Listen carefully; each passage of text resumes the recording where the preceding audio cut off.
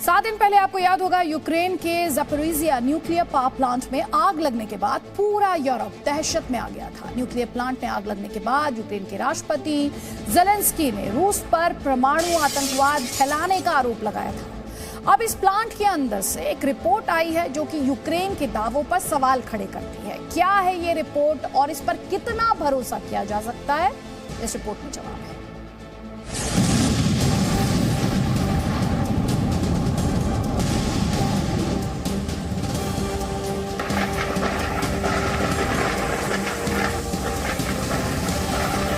7 दिन पहले यूक्रेन का ज़पोरिज़िया न्यूक्लियर प्लांट आग की लपटों से घिर गया था।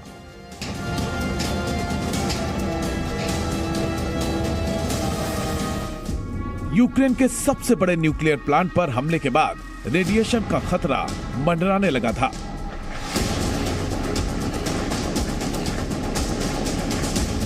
न्यूक्लियर प्लांट में आग के बाद यूक्रेन समेत पूरे यूरोप पर संकट खड़ा हो गया था। गनीमत यह रही कि प्लांट में लगी आग को जल्द बुझा लिया गया, नहीं तो करीब 100 करोड़ लोगों की जिंदगी खतरे में पड़ जाती।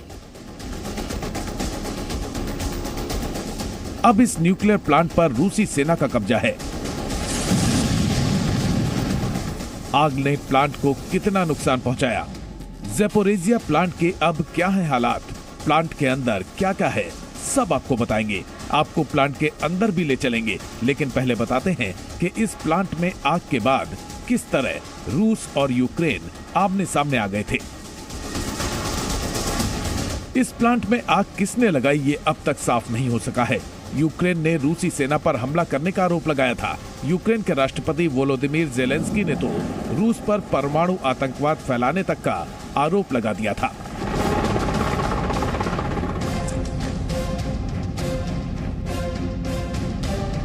Звертаюся до всіх українців, до всіх європейців, до всіх людей, хто знає слово Чорнобиль, хто знає, скільки горя і жертв приніс вибух на атомній станції. Це була глобальна катастрофа. З її наслідками боролися сотні тисяч людей, евакуювали десятки тисяч людей. Росія хоче це повторити і вже повторює, але у 6 разів більше. ज़ेलेंस्की के उलट रूसी सेना ने यूक्रेन पर आरोप मढ़ा था। रूस ने आरोप लगाया था कि प्लांट में मौजूद लोगों ने पहले हमला किया। रूस की सेना के मुताबिक उन्होंने सिर्फ पलटवार किया था। रूसी सेना के मुताबिक न्यूक्लियर प्लांट के अंदर से उन पर हथियारों से हमला किया गया था। सवाल यह है कि क्या न्यूक्लियर प्लांट के अंदर हथियारों का जखीरा था? क्या रूसी सेना ने वाकई आत्मरक्षा में न्यूक्लियर प्लांट पर हमला किया?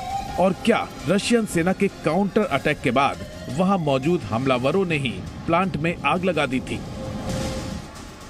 पूरे मामले की तह तक जाने के लिए रशिया टुडे के रिपोर्टर ने प्लांट का दौरा किया। रिपोर्टर मुराद गजदीव ने प्लांट के अंदर जो देखा वो वाकई चौंकाने वाला है।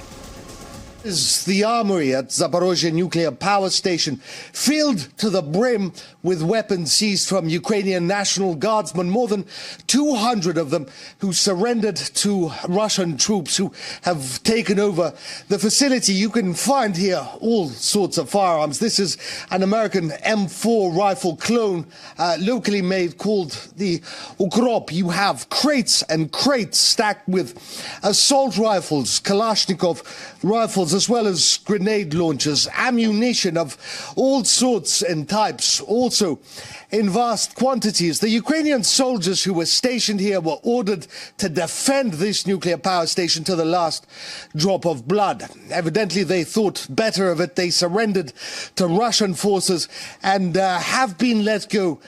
They're now with their families at home, having written and signed papers that they wouldn't participate in any more fighting. Again, rocket-propelled grenades, ammunition seized from around the facility, cabinets stacked with pistols and even firearms and weapons from the United States. Here is a rocket-propelled grenade launcher, and it says here, Spring Branch, Texas. So this was evidently manufactured in the United States. Nuclear plant में मौजूद हथियार बता रहे हैं कि रूसी सैनिकों का सामना करने के लिए वहां सारा इंतजाम किया गया था। रशिया टुडे की रिपोर्ट से साफ है कि अमेरिका और नेटो देश यूक्रेन को काफी सैन्य मदद भी दे रहे हैं। गनीमत ये रही कि उस दिन न्यूक्लियर पावर प्लांट में यूक्रेन रूस की सेना के बीच संघर्ष ज्यादा नहीं बढ़ा, नहीं तो पूरे यूरोप पर खतरा हो सकता था। सवाल ये है कि क्या यूक्रेन के राष्ट्रपति जेलेंस्की ने न्यूक्लियर प्लांट पर हमले के मामले में झूठ बोला? क्या यूक्रेन ने ही रूस को बदनाम करने के लिए प्लांट पर हमला करने के लिए उकसाया? रशिया टुडे की रिपोर्ट देखकर तो कम से कम ऐसा ही लगता है। हालांकि ये तस्वीर का सिर्फ एक पक्ष है, क्योंकि रशिया टुडे रूसी सरकार का ही चैनल है। संभव है कि संवाददाता मुराद गजदीव ने सिर्फ उतनी ही तस्वीर दिखाई हो जो रूस के दावों से मेल खाती हो।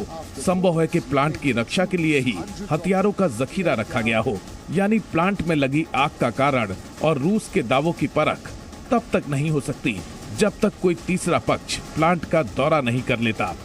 तब तक दुनिया को न्यूक्लियर प्लांट में मौजूद हथियार और 4 मार्च को लगी आग की सच्चाई जानने के लिए इंतजार करना होगा।